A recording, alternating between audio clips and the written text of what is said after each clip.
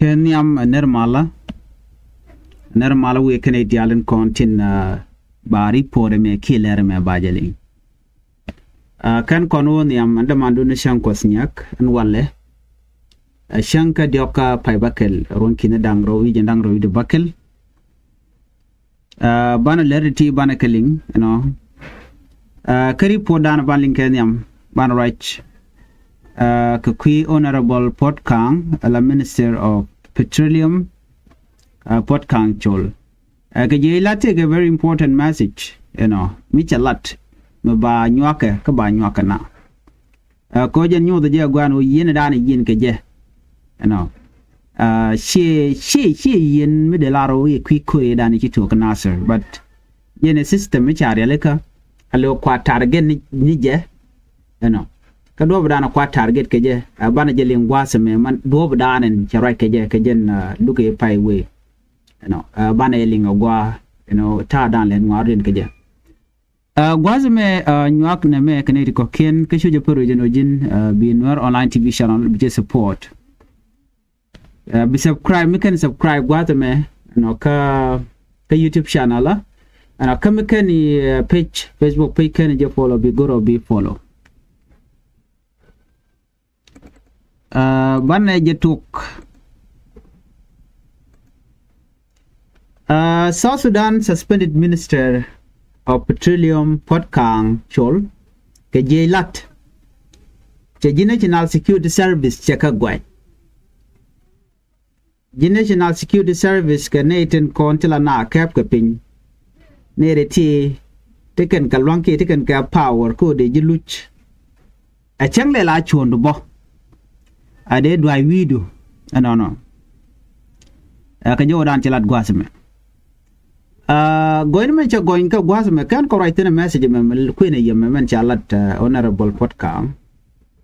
jen chela da George you know che raja George long la ne ideal cha ngach mandan le rode no chi Potkang chela no ne a jen chi ne di chalgati National Security Service. A genetica message realika.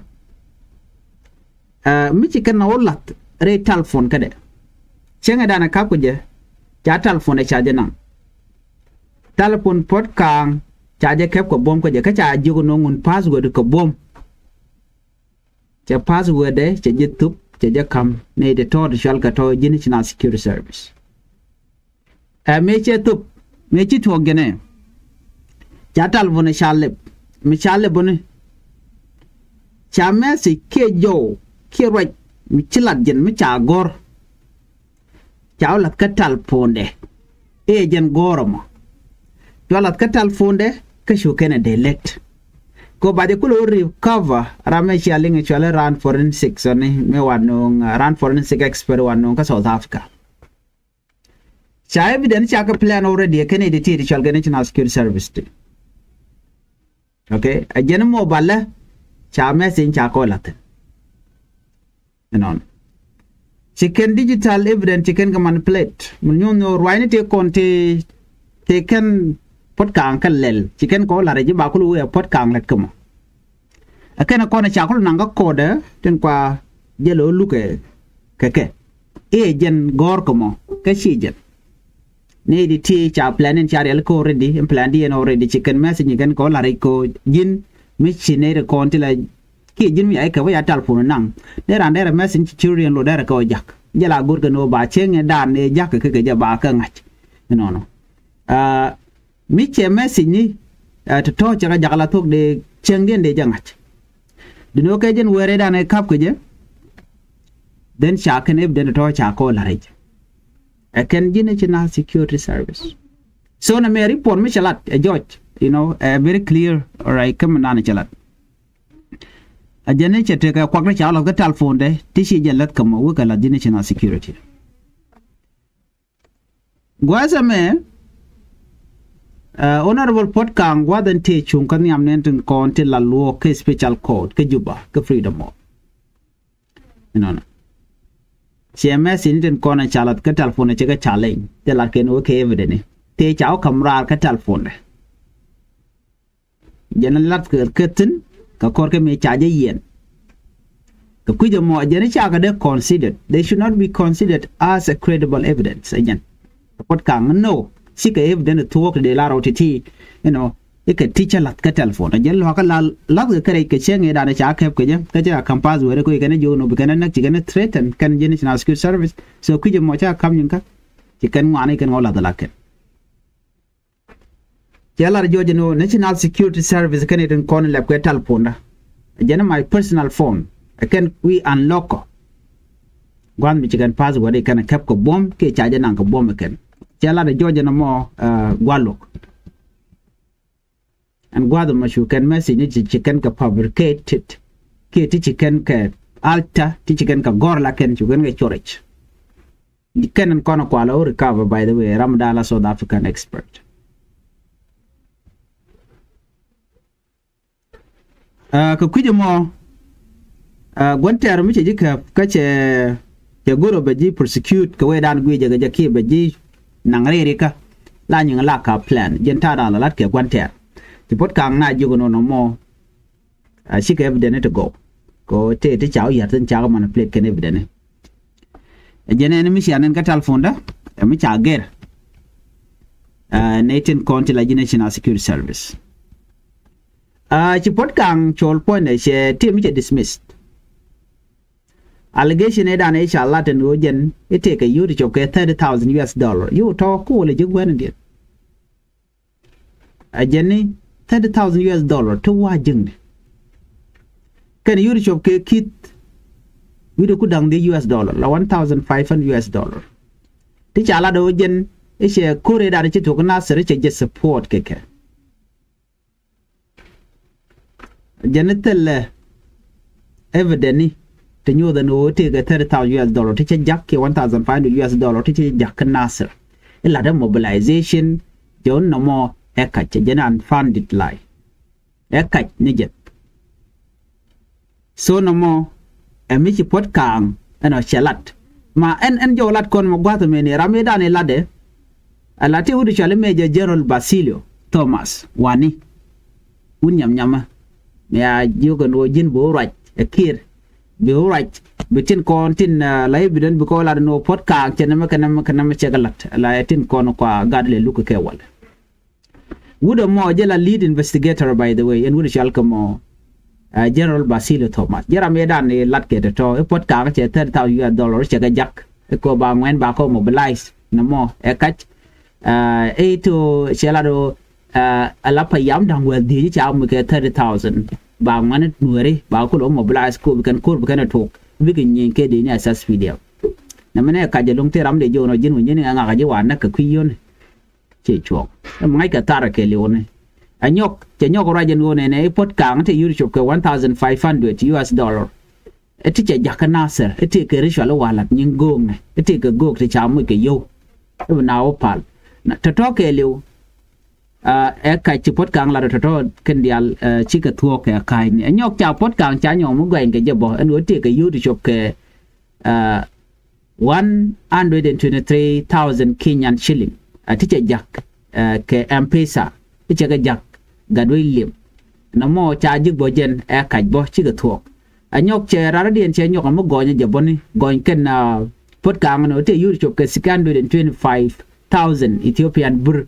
ano tiche jak ramu mo laran SPLA officer wuri shala og dor shol e cha mo ke yuri chop ke 625,000 Ethiopian bur ticha Cameroon Ethiopia na mabakelo ke gɔny ni ken ke chak chang ala prosecutor lat keno ipot kang ishe kore dan she sponsor ya na che mo ke yoko ba SSPD ba ko mak dialati edwoben queen bi ke jeno gor ke jelo no de yes pele ayo dial de ka gwain ki de ke chak de ke chakaka ko do badan de kan ga pule yen ke jen ta dan lat ke gontero juga na da no ne de ti yes pele ayo chicken wer wai am yigan mo ke match kan mo ke kwak e wa di ne SSPD wa kan ka kon dial ngai kon dial me dan cho da lat gui kone eno ne tele mishala da kuma SPLA in fact kuma SPLA ayo she try ni jeno dara SSPDF dera kalwak kan korin maten den ci doro ro ten yok ci lawo ci GSP lawo ikanite konte lat ka kormo so na me akel me de yenaling ci pot kang ci raja George ajana do badanen yan ke je ci dung Nasser do ba yan ke pot kang ci dung Nasser ci la de George very clear cause tidia lat ke kangay ka goda content be keten pot kang ci la do nene ajana do be dane yan ke je you know ki do badanen yan ke je gwado me ke jo dan ci lat ke je ajana jen ang pot kang cha jogo no jin bugwa doctor ma char bijaka ma gwade dan dio je ci kon link me dan me ba me cha doctor ma cha ko yen no te mi shora la de ne ka wer mo ka tuk tiang wa chi kene ti ti national security service ti cha ko order kir order dan e cha tu ja jogo no ya jogo pot kang kam jara ya kam Stephen Parkour kamja ko Parkour cha yen bone kel ka gade mi cha Parkour cha kamrar ken podcast cha jugo no yen biya tiai biya ben ko kume SPLA IG biya ben ka in government biya ben ka party da do biya ben ka biya jela du nene biya gwa dakruma char biya jakan cha podcast cha juk no jin bi position da nan te dakar ma chatin bi kan akan mo kana to gen point de en pot kang kenyam kwan intimide ni je ken no dere gwa dakar ma cha dere jakan e wuri shal ka me doctor bolmel jogo no temme gwadi ne kire ci lo chete ke dakar ma cha so ko kuje moni ajina gore no bi gwa dakar ma cha bi jakan en jo mo ko waden go jo ke pot kang no ken go dar ko me char ken pot kang no honorable pot kang chela de jojo no jene shen gor shen go dar ko me char chen de kan gwas kwara che dem tok ja jo shi gwa de shi bakan jo yes and then you are still in Parkour chujo you Parkour nong ne ga ked no bala kwer ko gwanga ka kwa doctor ni wa pot kang chai lo jre ti jet jen u yene wa pot kang wa jagan number 1 raman nyam cha gwen ko jen cha gu jen young man te ga ni to ngwan de jo gor na ka je mi cha gwa doctor ma char che kan de ni de ngwan de kan no ko long de we doctor ma char jen che la ram dit no che la dit tok pot kang kwa support de ring ma char apal ka je no mo jen ta danen men let ken du no ko ji pot kang che lu no mo chagu jeno jen ano kana wotin kono gorke ken SPLM IG pinkir mi yadi ken kana nok dan chai goro be la ramadan ba goyni je te dia lat ka ti ke den ko plan ke te lat ka wide ano jen che biere me che dir ko che lugo no linga order dan cha to bekir a jene in detention me ki prosecution lat ka me kuma kir me yadit jani yar kana male dan e sha implement ke 2018 ko male dan e cha ta ke je ko be key point de kan dak ma char bu mal no rewi ke so sudan kwala guru no that agreement e dan revitalize peace agreement e dan e cha ta nya dak ma char ken e kir ba je destroy de ken that is it jan ta dan len mardin ke jen tam ko kuje mo shimichi no mo chora lat mi chi pot kan ke dial ti che ga na no shi ga thok den cha gujeno ba lubba nyoko min nan ka je jok en walle ka shanga dok ka pay bakke ron kin dang ro jandang ro bakkel ba lu ko rewde ba nyok ka mi nyur naten en bana jek eno ka report dan enteniam yatemal